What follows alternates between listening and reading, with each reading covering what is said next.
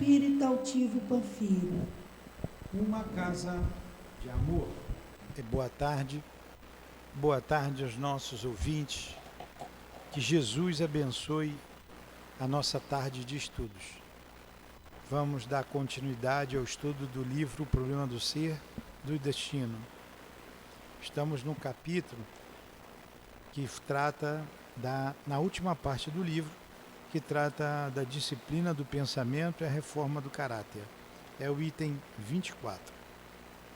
Vamos ler o Evangelho, capítulo 5, Bem-aventurados os aflitos.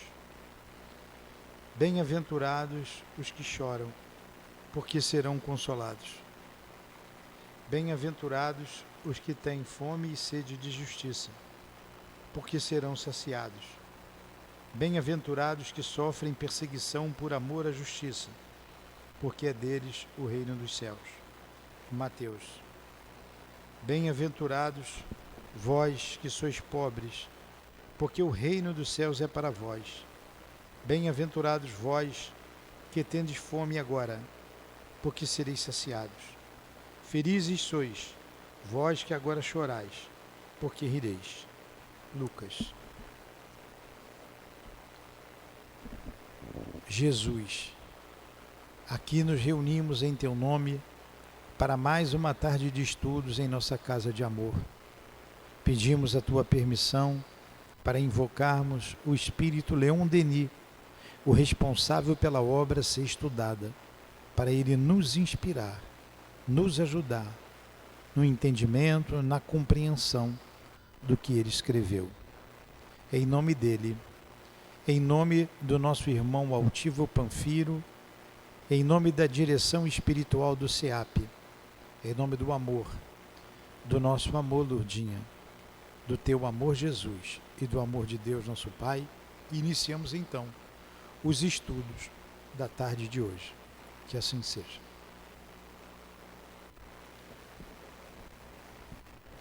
Então vamos lá. Nós estamos estudando sobre o item 24 da terceira parte do livro O Problema do Ser e do Destino.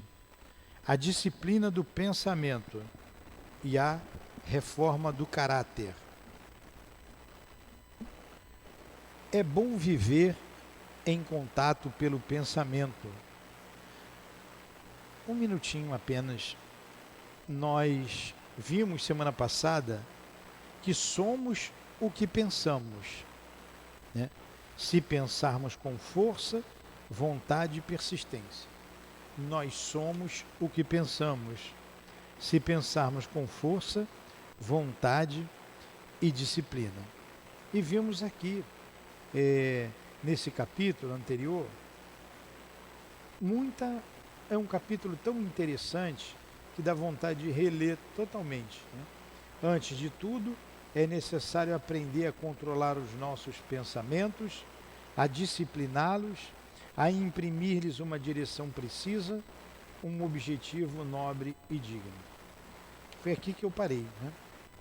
O controle dos pensamentos leva ao controle dos atos, pois se uns são bons, os outros o serão igualmente, e toda a nossa conduta será regulada por um encadeamento harmônico, ao passo que, se nossos atos são bons, os nossos pensamentos são maus.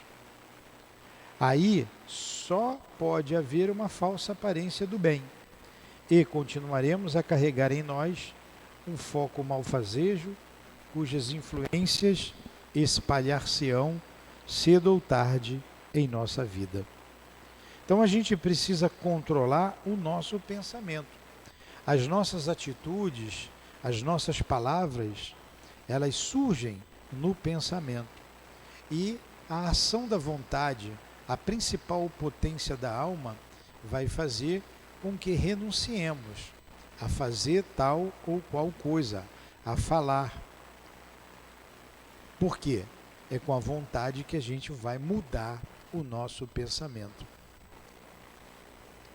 Às vezes, notamos uma contradição impressionante entre os pensamentos.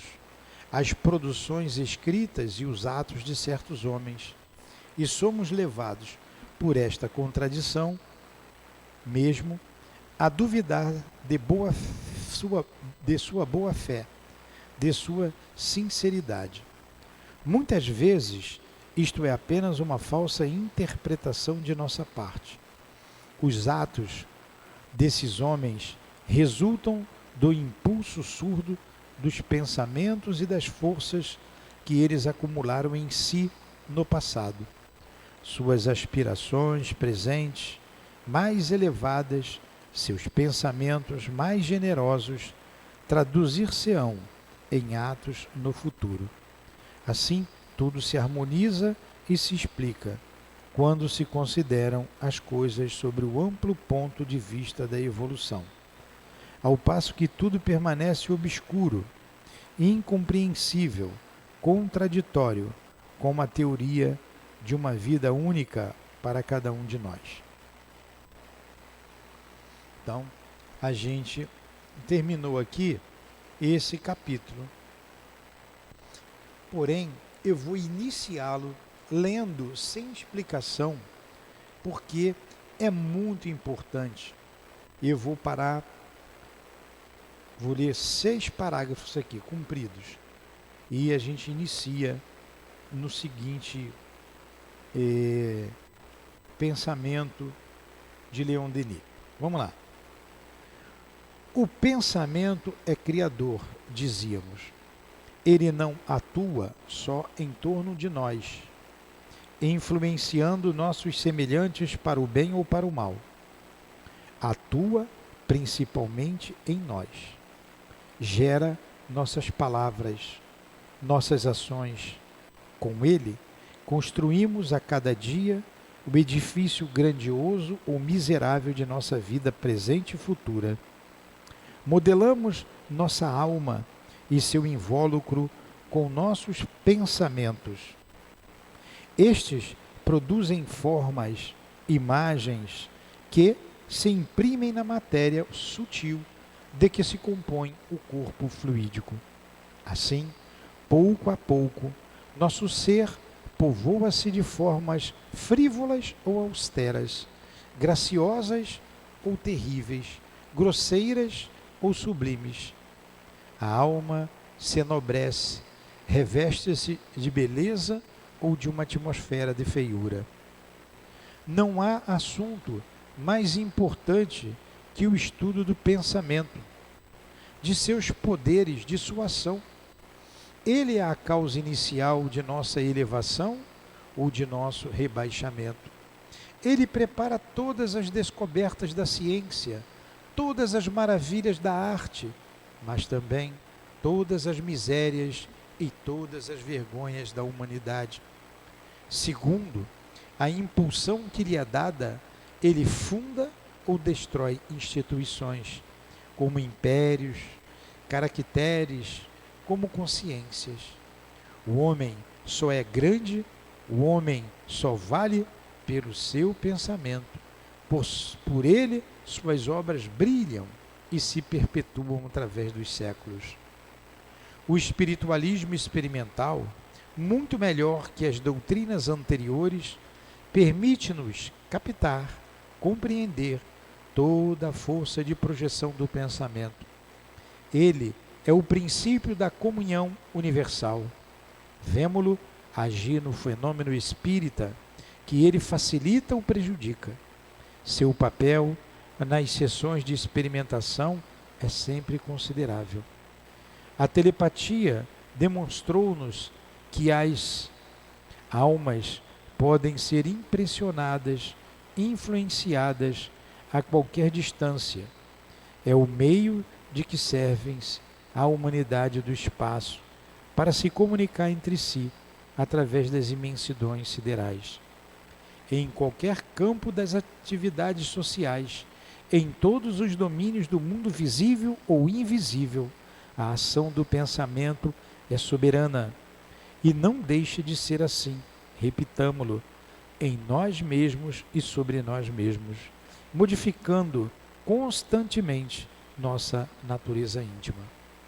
Então, está aí a importância do pensamento nesses três parágrafos que lemos. 2. O pensamento é criador e ele nos eleva ou nos afunda, constrói ou destrói. Traz a maravilha das ciências, da arte, mas também as misérias e todas as vergonhas da humanidade, como disse Leon Denis. E ele continua: as vibrações de nossos pensamentos, de nossas palavras, renovando-se em um sentido uniforme, expulsam de nosso envoltório os elementos que não podem vibrar em harmonia com eles, atraem elementos similares que acentuam as tendências do ser. Uma obra, muitas vezes inconsciente, se elabora. 1000 operários misteriosos trabalham na sombra, nas profundezas da alma. Todo um destino se esboça em sua ganga. O diamante oculto se depura ou se ofusca. Se meditarmos sobre assuntos elevados, sobre a sabedoria, o dever, o sacrifício, nosso ser se impregna, pouco a pouco, das qualidades de nosso pensamento. Eis porque a prece improvisada, ardente, o impulso da alma em direção às potências infinitas, tem tantas virtudes. Nesse diálogo solene do ser com a sua causa, o influxo do alto nos invade e sentidos novos despertam. A compreensão, a consciência da vida se amplia e sentimos melhor do que possamos exprimi-lo a gravidade e a grandeza da mais humilde das existências. A prece, a comunhão pelo pensamento com o universo espiritual e divino, é o esforço da alma em direção à beleza e à verdade eternas. É a entrada momentânea nas esferas da vida real e superior, aquela que não tem termo. Se, ao contrário, nosso pensamento foi inspirado por maus desejos, pela paixão, pelo ciúme, pelo ódio, as imagens que ele cria se sucedem e se acumulam em nosso corpo fluídico e o entenebrecem. Assim, podemos, à vontade, fazer luz ou sombra em nós. É o que afirmam tantas comunicações de além-túmulo. Somos o que pensamos, se pensarmos com força, vontade e persistência. Mas quase sempre, nossos pensamentos passam constantemente de um assunto a outro. Raramente pensamos por nós mesmos. Refletimos os 1000 pensamentos incoerentes do meio em que vivemos. Poucos homens sabem viver de seu próprio pensamento, aurir nas fontes profundas, neste grande reservatório de inspirações que cada um traz em si, mas que a maioria ignora e que por isso traz o envoltório povoado de formas disparatadas. Seu espírito é como uma casa aberta a todos os passantes. As luzes do bem e as sombras do mal ali se confundem em um perpétuo caos. É o incessante combate entre a paixão e o dever, do qual quase sempre a paixão sai vencedora. Antes de tudo, é necessário aprender a controlar nossos pensamentos, a discipliná-los, a imprimir-lhes uma direção precisa, um objetivo nobre e digno. Então, está aí, nesses 15 minutos, a aula passada. Nós lemos e explicamos com bastante detalhes tudo o que lemos agora. Então vamos à segunda parte da obra do nosso Leon Denis. É bom viver em contato pelo pensamento com os escritores de gênio, com os autores verdadeiramente grandes de todos os tempos, de todos os países, lendo, meditando sobre suas obras, impregnando todo o nosso ser com a substância de sua alma. As irradiações de seus pensamentos despertarão em nós efeitos semelhantes e produzirão paulatinamente modificações de nosso caráter pela própria natureza das impressões experimentadas. Então, Leon Denis está nos aconselhando a ler as obras de diversos escritores, obras que elevam para que nós possamos impregnar o nosso envoltório sutil, a nossa mente, a nossa alma, desse conteúdo, que vão produzindo modificações em nosso caráter. É aí que a gente muda o nosso caráter. A obra de Leon Denis é uma dessas que estamos aqui impregnando o nosso ser do seu pensamento. Precisamos escolher cuidadosamente nossas leituras, depois amadurecê-las em nós e assimilar-lhes a quintessência. Em geral, lê-se muito, lê-se rapidamente e não se medita. Seria preferível ler menos e refletir mais sobre o que se leu. É um meio seguro de fortificar nossa inteligência, de colher os frutos de sabedoria e beleza que nossas leituras podem conter. Nisto, como em tudo, o belo atrai e gera o belo, assim como a bondade atrai a felicidade e o mal, o sofrimento. Ele nos aconselha, nesse parágrafo, a meditar mais em torno daquilo que a gente lê.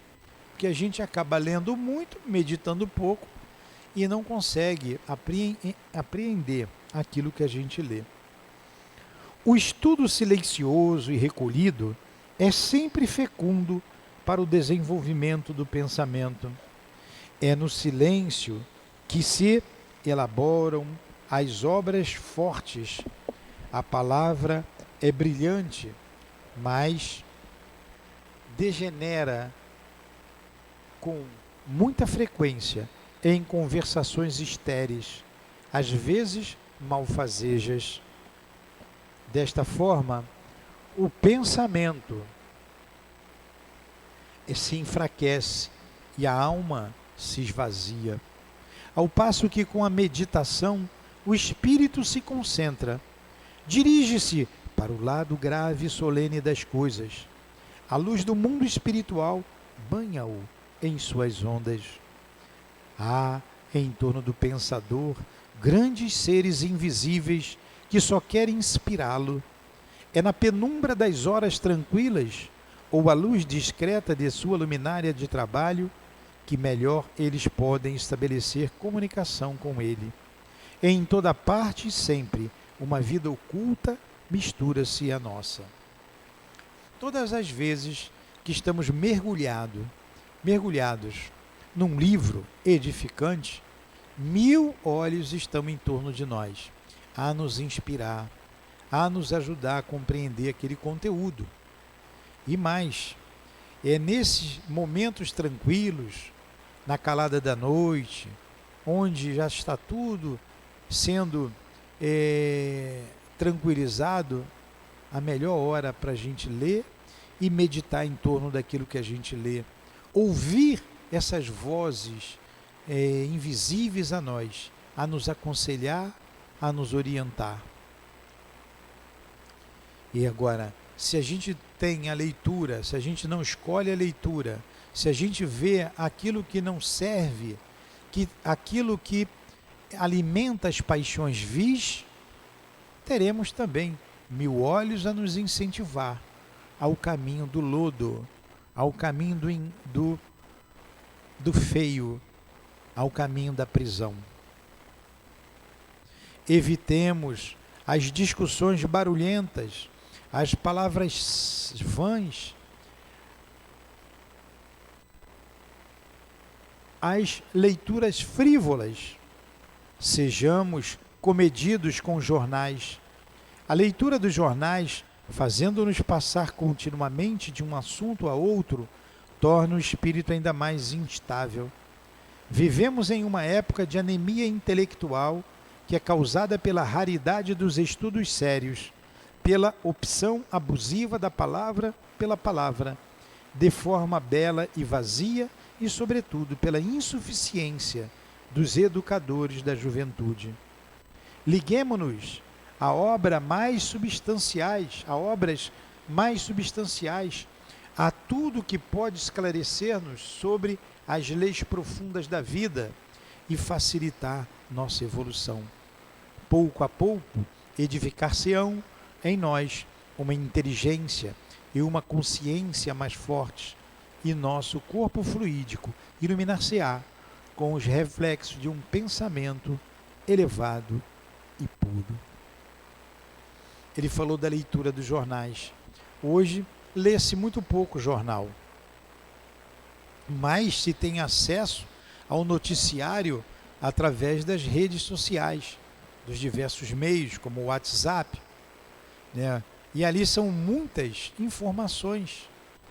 A gente tem canais diversos que nos mostram várias notícias diferentes, elevadas, de baixo nível. Então precisamos ter atenção a tudo isso, fazer as escolhas daquilo que a gente vai ler. Isso faz com que a gente não medite, isso faz com que a nossa cabeça se confunda, se desestabilize. Então a gente tem que ter muito cuidado com o que a gente vê, com o que a gente ouve, com o que a gente assimila. Já o dissemos, a alma encerra profundezas onde raramente o pensamento desce, porque 1000 objetos exteriores incessantemente o ocupam.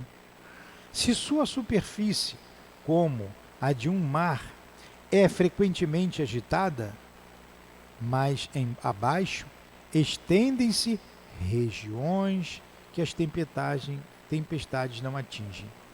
Vamos ler novamente esse pedaço. Já o dissemos, a alma encerra profundezas onde raramente o pensamento desce, porque 1000 objetos exteriores incessantemente o ocupam. Sua superfície, como a de um mar, é frequentemente agitada, mas abaixo estendem-se regiões que as tempestades não atingem. Lá estão adormecidas essas potências ocultas que aguardam nosso apelo para emergir e aparecer.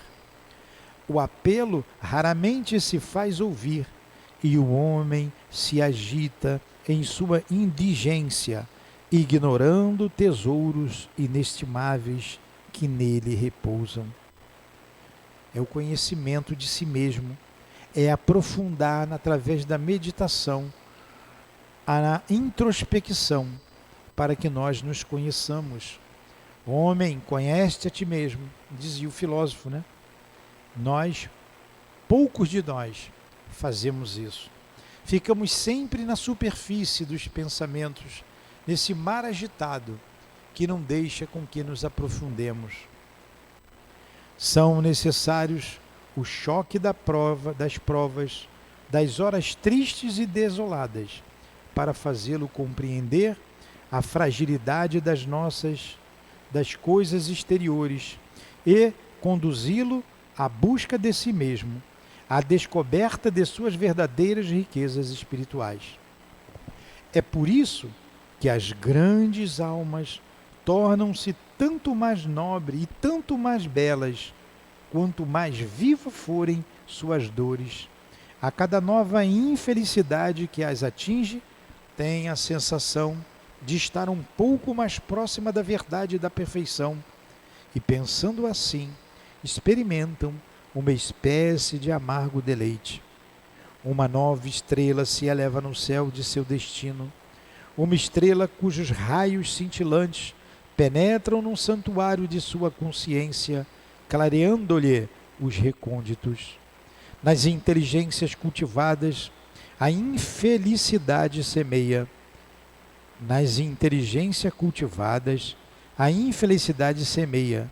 Cada dor é um sulco onde brota uma seara de virtude e de beleza. Em certas horas da vida, na morte de nossa mãe, no desmontamento de uma esperança ardentemente acalentada, na perda de uma esposa, de um filho amado, cada vez que se parte um dos elos que nos ligam a este mundo, uma voz misteriosa se eleva nas profundezas de nossa alma, voz solene que nos fala de 1000 leis mais sublimes, mais veneráveis que as da terra, e todo um mundo ideal se entreabre, mas os ruídos do exterior logo a abafam e o ser humano quase sempre recai em suas dúvidas, suas hesitações, na medíocre vulgaridade da sua existência. Então, o que foi que ele disse aqui agora? Que nesses momentos de grande dor, como o desencarne de um ente querido, de uma esposa, de uma mãe, de um filho, a nossa alma, ela busca forças e encontra no além, aquilo que não encontramos aqui na terra. Mas a maioria dos homens nesse momento choram, sofrem, mas logo cai novamente na mediocridade do dia a dia e os pensamentos mundanos voltam a reinar. Então a gente deve, nesses momentos, ter a resignação e buscar em Deus, nos bons espíritos, em Jesus Cristo, a nossa força, a força para continuar vivendo, a força para continuar caminhando.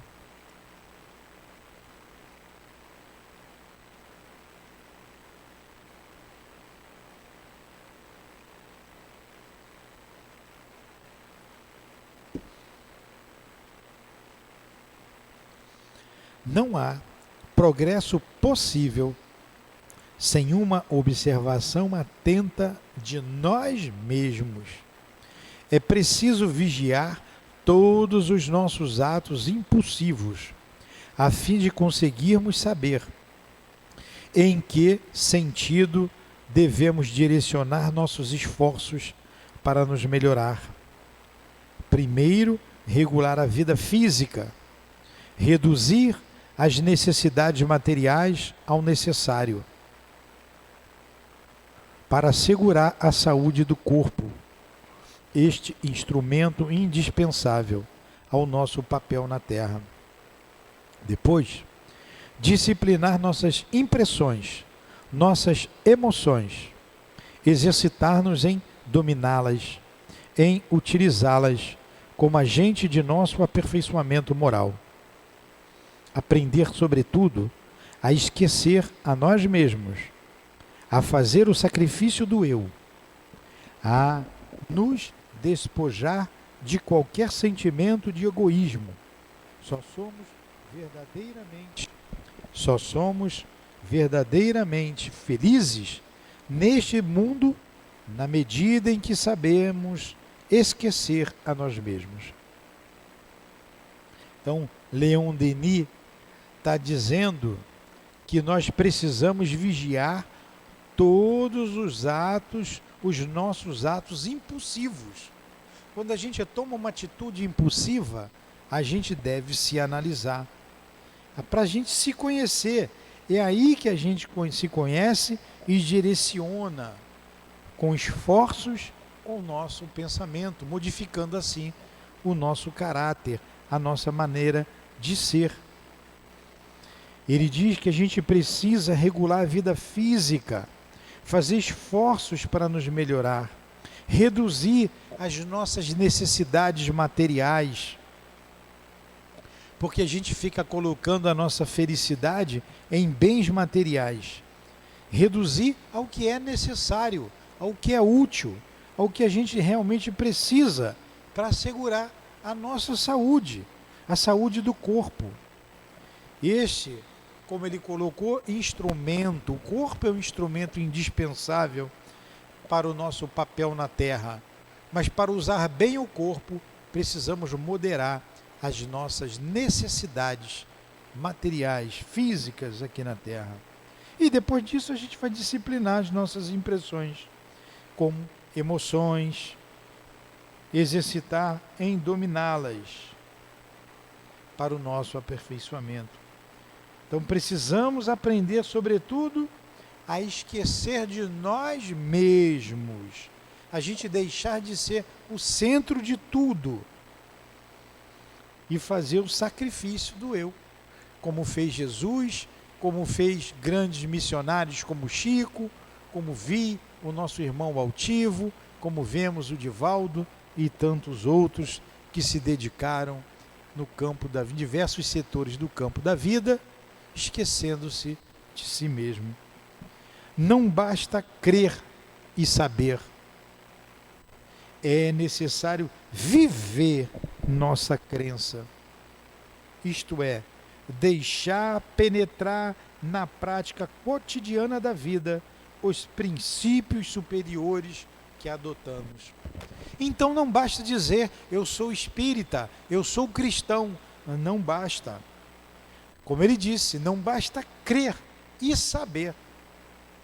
É necessário viver nossa crença. É deixar, isto é, deixar penetrar na prática cotidiana da vida os princípios superiores que adotamos.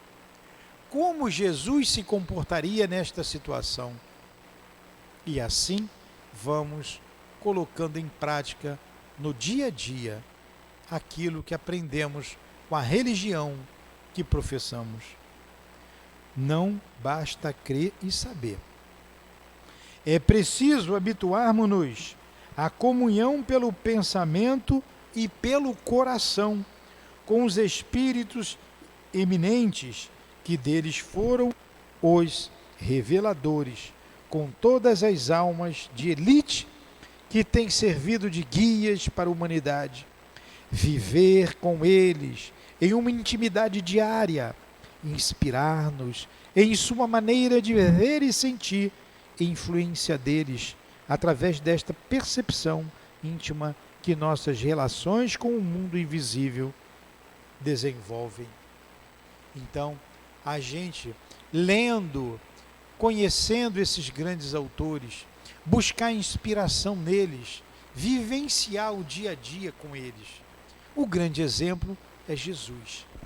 Mas nós temos muitos autores, como Leon Denis, que nos inspira para o bem sempre, em suas obras. É necessário, assim, vivenciar a nossa crença. Paulo de Tarso disse, não sou eu mais quem vivo, mas o Cristo que vive em mim. É possível fazermos o que Paulo fez? Sim, se quisermos fazer.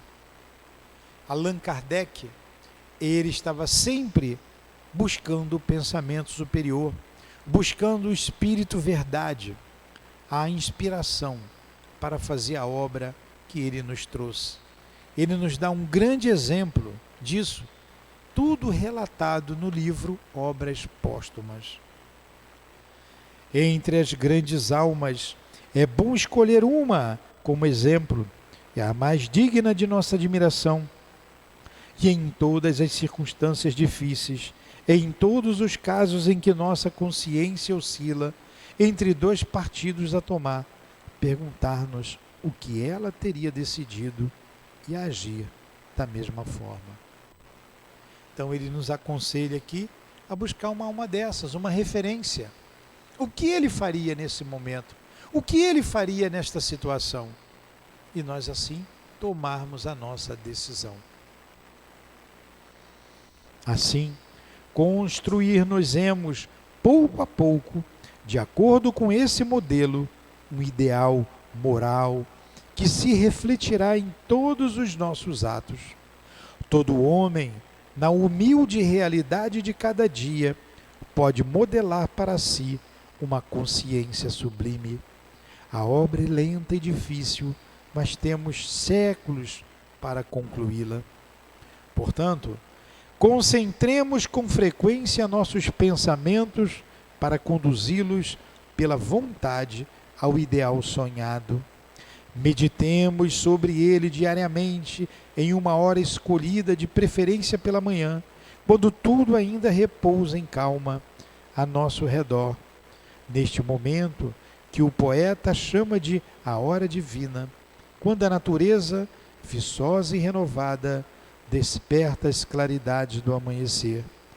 Nas horas matinais, pela prece e pela meditação, a alma empreende mais facilmente sua impulsão, e a essas alturas,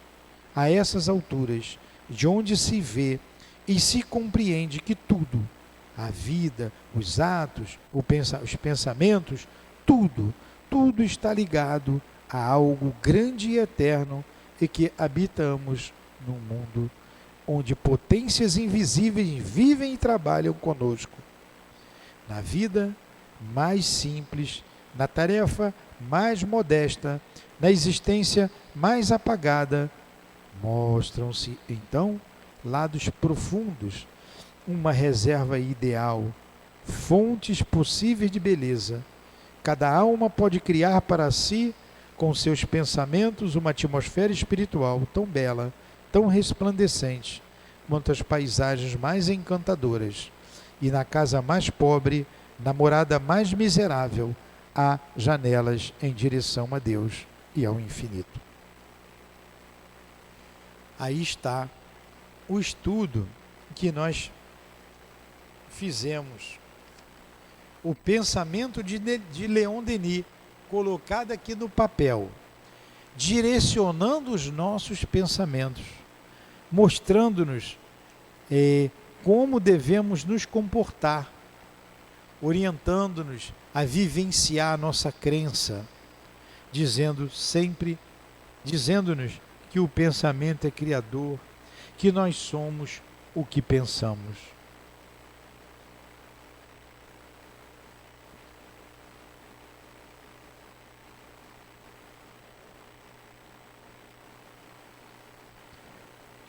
Onde nós paramos aqui agora? Vocês estão entendendo isso? Compreenderam, né? Pior que eu virei aqui a página e eu não sei onde eu parei. Onde foi que eu parei?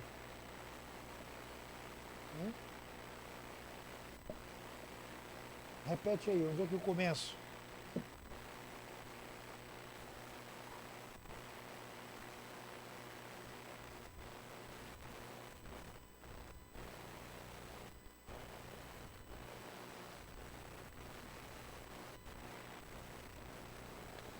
Achei. Encontrei.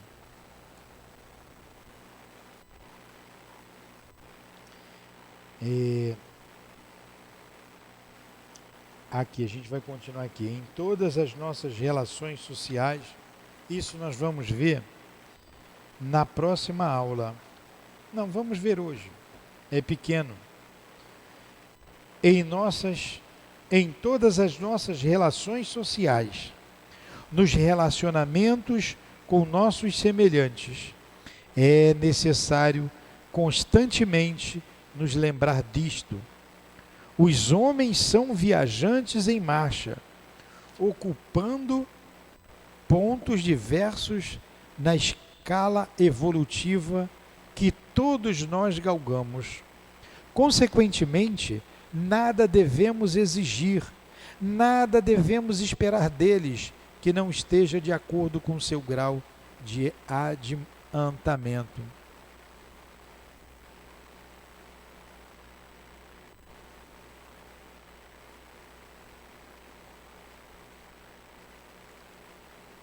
Ele está dizendo para a gente não se decepcionar com as pessoas. Elas são o que elas são. Elas dão o que elas podem dar, de acordo com seu grau de adiantamento. A todos devemos a tolerância, a benevolência e mesmo o perdão, pois se nos causam prejuízo, se nos ridicularizam e nos ofendem, é quase sempre em consequência da falta de compreensão e de saber que resulta de um desenvolvimento insuficiente. Deus só pede aos homens aquilo que eles conseguiram adquirir com seus lentos e penosos trabalhos. Nós não temos o direito de exigir mais deles. Não fomos semelhantes aos mais atrasados entre eles? Dentre eles, se cada um de nós pudesse ler em seu passado o que foi, o que fez, como seríamos mais indulgentes com as faltas alheias? Às vezes, ainda temos necessidade da mesma indulgência que lhes devemos. Sejamos severos conosco e tolerantes com os outros. Instruamo-los, esclareçamo-los, guiemo-los com doçura. É isto que a lei de solidariedade nos determina. Então, o que é que ele está dizendo aqui?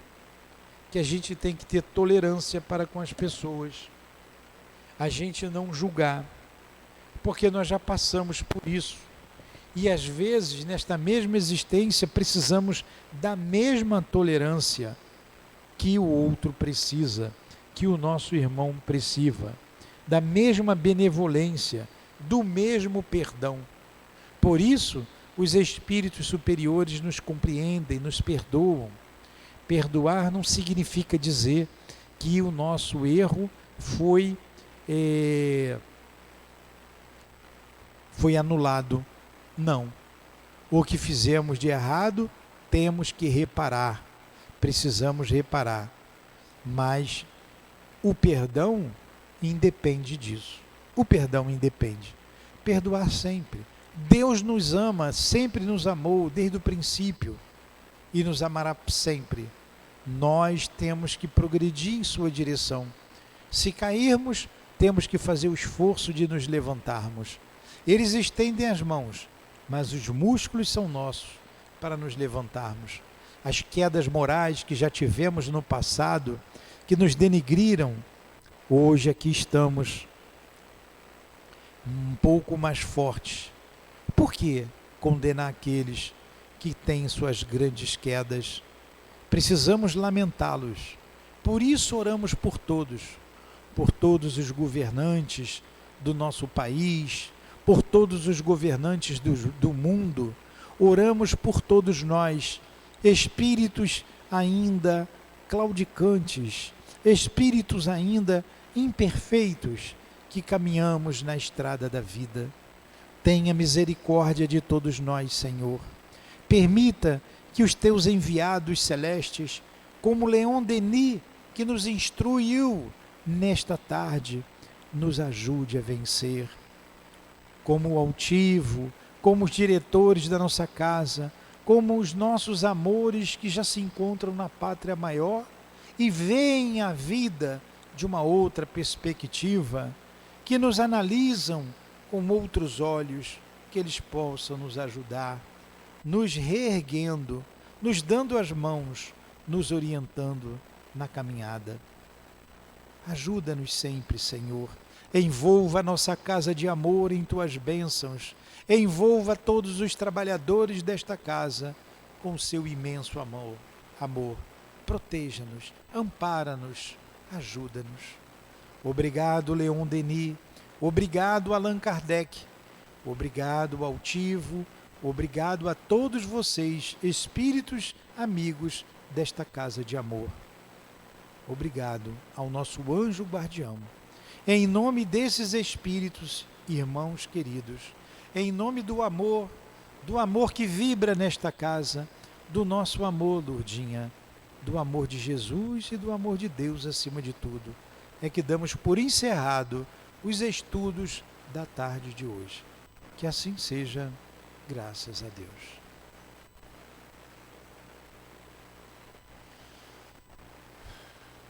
CEAP, Centro Espírita Altivo Panfiro. Uma casa de amor.